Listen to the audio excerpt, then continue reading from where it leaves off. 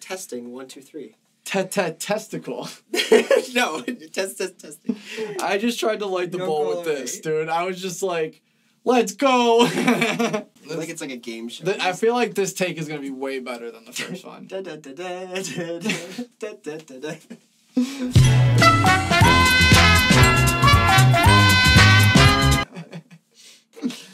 What was that, Wheel of Fortune? Or Think Jeopardy? So. I don't remember. Or maybe Family Feud? Price is Right? I don't know. I don't know, dude. Who are you and what do you do? I'm Apollo Soul. I'm a creative person, especially a musician, but I also do photography, videography, just anything creative. Cool. We're going to just jump right into this and go with how did you come up with your name? So, before Apollo Soul, I had a couple different monikers. I went by Corey Madison for a very long time. It was just a combination of my sister's name and my favorite movie, which is Billy Madison. And I stuck with that for like a good chunk of time, but then I felt like I grew out of it. So then I switched to Silas, which he's like, I think he's Method Man's character or maybe Redman's character in How High. It's one of my favorite stoner films. So I just went by that for probably like 6 months. It was supposed to be like an alter ego to Corey Madison, but little did I know I actually just wanted to full on change my name. So then as I was thinking of names, I knew that I wanted it to be like a powerful name. Like I wanted it to have meaning without me adding meaning to it. So like the name, so I started going down like Greek mythology and stuff like that, and I started looking up all the different gods. Apollo kind of just struck a chord with me. I found out that he was the god of music, and he was the sun god, and that also like linked into what soul became, because SOL means sun. Yeah. So then I just changed it to SOUL for like soul music.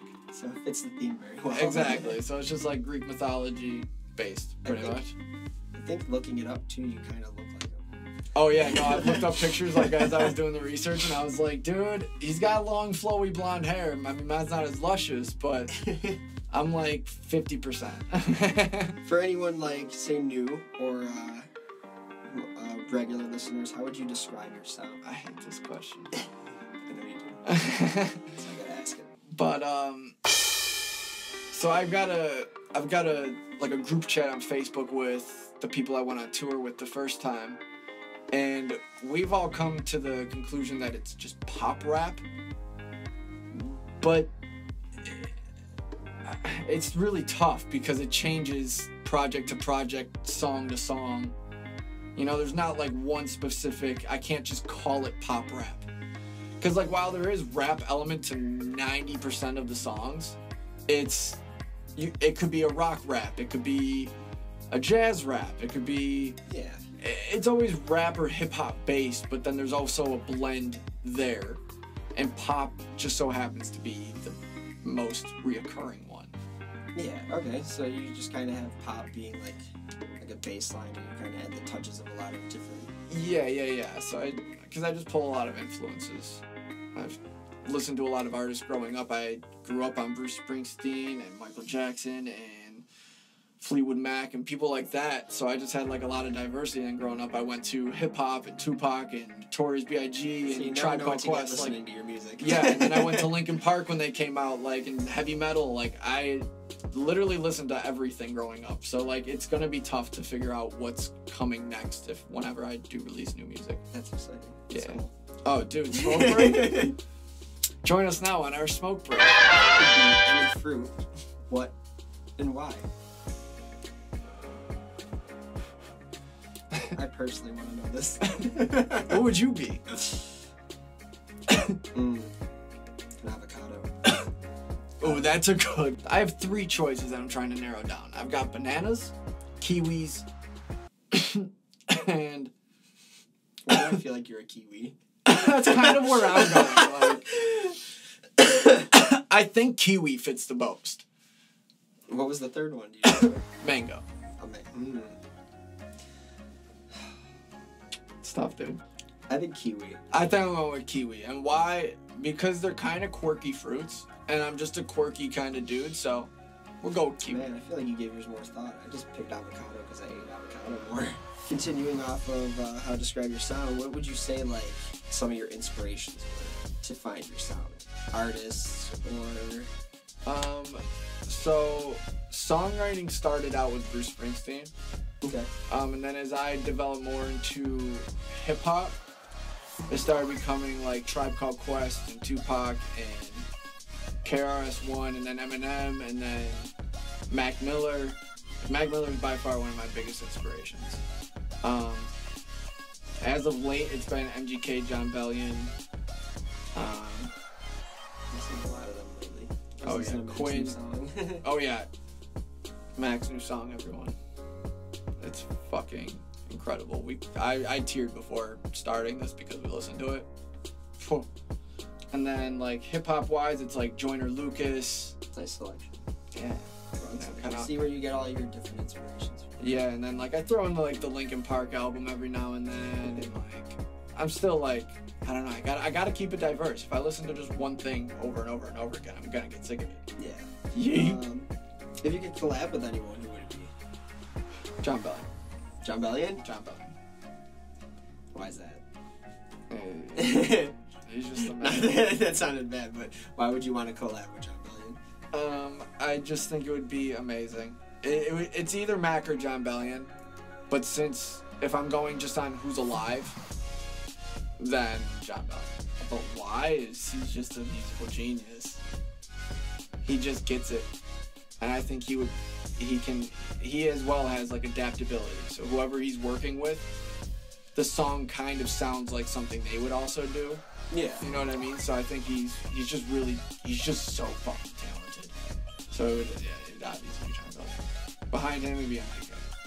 What would be what has been like the best advice that has been given to you if you have it? Or like what advice would you say, and out of that best advice, like what advice would you give like someone who's new to music? So the best advice I've ever been given is just be the best at whatever you're doing. So for music, be the best musician that you can be. Photographer, be the best photographer you can be. You're a janitor, be the best janitor that you can be. It's just be the best at whatever you do.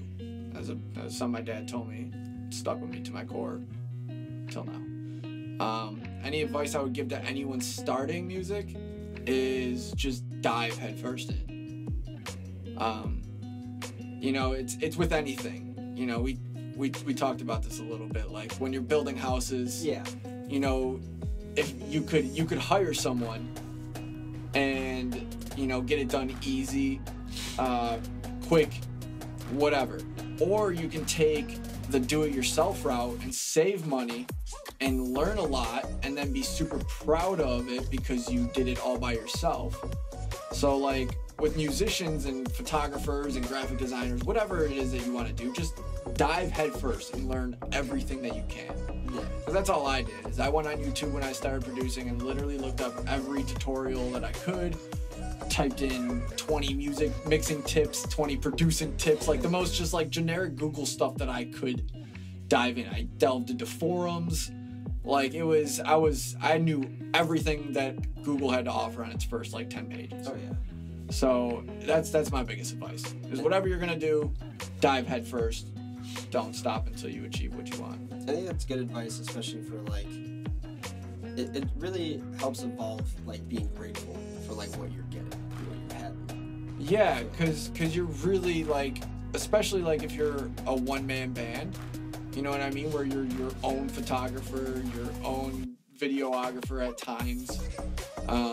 You produce all your own stuff, you record it, you mix it. Like, I take great pride in my stuff because it's all just done by me, and no one can take that away from me. Yeah. You know, so it's one of like the things that like I'm just super proud of. Because if I went to a studio, you know, and I paid someone to record my stuff and mix it and help produce it, like I wouldn't feel as good about it. It might turn out more beautiful, or it might turn out better than it would have, but I still won't be as proud of it. Yeah. Because I just didn't do it all myself. Smoke break. Smoke break. We're required to take smoke breaks every 10 minutes. Crack it on! Next question. What is your most useless or unknown talent?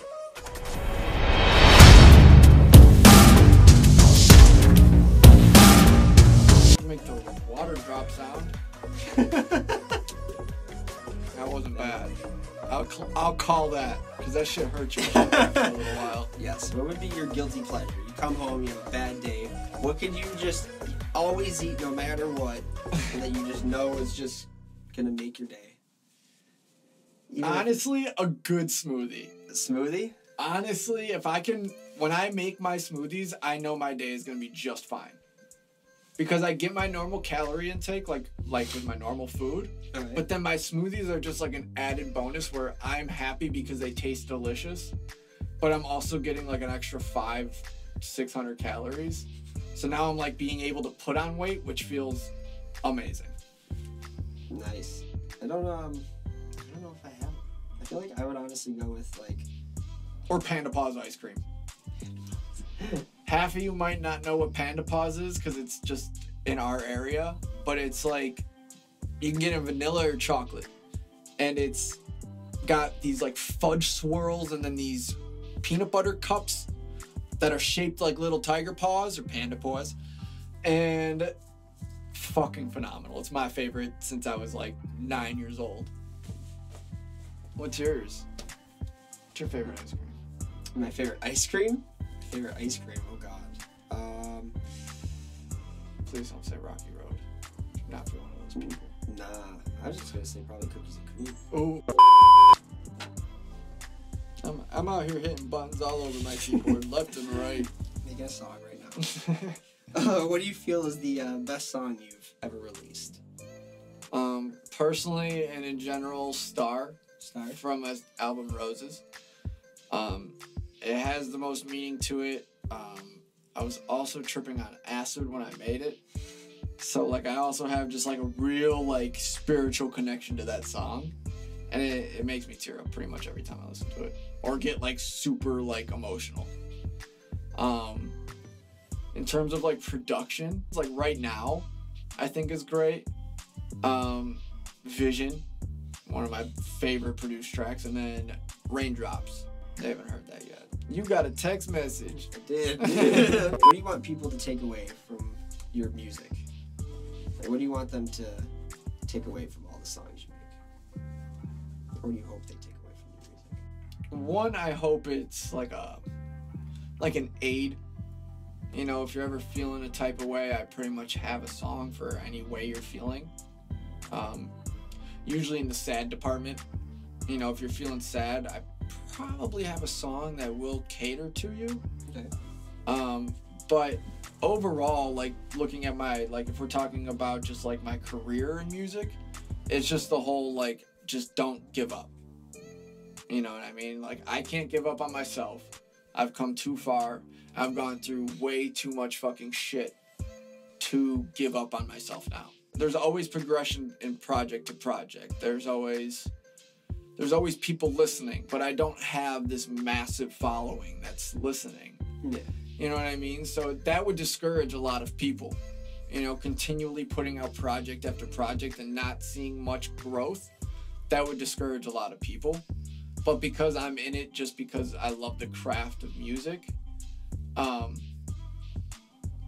I think it just shows the whole, you know, I'm not going to give up just because I'm not blowing up.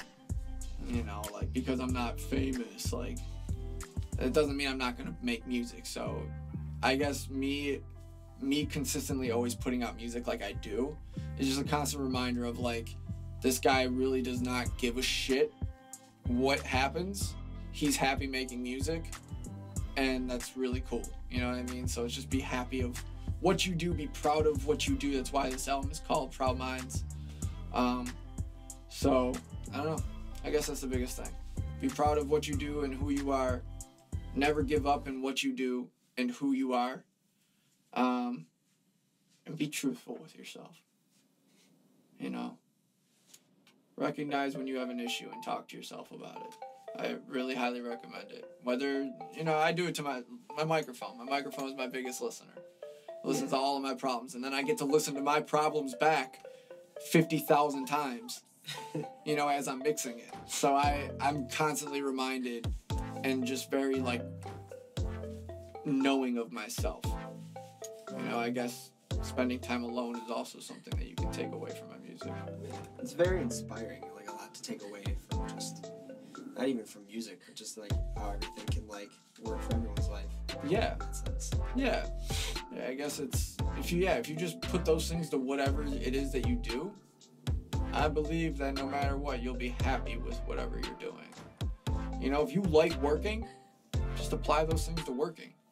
And you'll rank up in the corporation that you're working in. You know what I mean? So it's just, I don't know.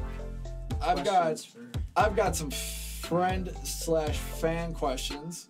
So the first two come from my homie Damiano. He goes by The Miserable Genius. You can find him on Spotify and Apple Music and all that good stuff. He was the first person I ever collaborated with, and he's got two questions for me. The first one, if you had to eat only peanut butter and jelly for the rest of your life but had to do it differently every day, how would you do it the first 3 days? So the first day, simple elevating it, like make my own peanut butter, make my own jelly, having some real nice toasted bread, fresh bread. That's probably how I'd have it the first day. The second day, I'd probably do like a peanut butter and jelly pizza. That sounds phenomenal. And then probably like a deep fried peanut butter and jelly for the third day. I think that's how I would go about it. The second question, if you had to be stuck with velociraptor hands or a platypus face, which would you choose? Definitely velociraptor hands. I see literally no benefit to having a platypus face. So velociraptor hands, at least I have a weapon. I could probably get like a prosthetic to even cover one of them so I can actually have a working hand, because driving and doing thumb type stuff would be tough. Playing music. I'd figure out a way to play music with those claws. I would figure it out. I mean, I'd really be only able to play a certain amount of chords. So then I have a couple questions from one of my friends, Tori. She is getting into producing music, hopefully, and she's got a couple questions for me. So we're going to just fire these off. When did you start writing? I started writing when I was like 16. I made about 4 really bad songs, and then I stopped writing for a while, and I just stuck with producing. So then I started backup writing about 18, 19, when I was a little more confident with myself. My voice was a little bit more developed, and I had more experience. And then I moved away to Minneapolis, and I really got into writing. So that's a little backstory. What made you decide to make this your career? I guess I never really made a decision to make it my career. I was just starting to make money from it, from producing and working with other artists, that I just kind of adapted into it being my career. But it's not really my career. It's like a half thing, because I do work another job. It's just this is like the other half of my job. So, how'd you come to go on your first tour? Very weirdly, actually. It was just... How'd you come to go on your first tour? So very weirdly, actually, it was through Facebook. The headliner was Devin Childs. Shout out Devin Childs. He's phenomenal. He's a phenomenal rapper. Go check him out. He posted on Facebook saying that he needed openers, and someone tagged me in the post, and then I messaged him, and we got to talking, and like, that's basically how it happened. Kind of lame, honestly. No crazy story. Where did you start playing? My parents' basement. And when did you start producing? When I was 14, going on to 15. And then she asked a really intense question. Not like intense, but like a lengthy question. She goes, I don't really know how to phrase, but like, how'd you get to where you are today in your career? If that makes sense. Like a snapshot of your journey and what you've been through developing your career, ups and downs of it. That's very complex, and I could probably sit here for an hour talking to you about it. but I guess I just stuck with it. Like I mentioned earlier, like I dove headfirst in. So that's kind of how I got to where I am today. Is I got so involved and did everything that I could.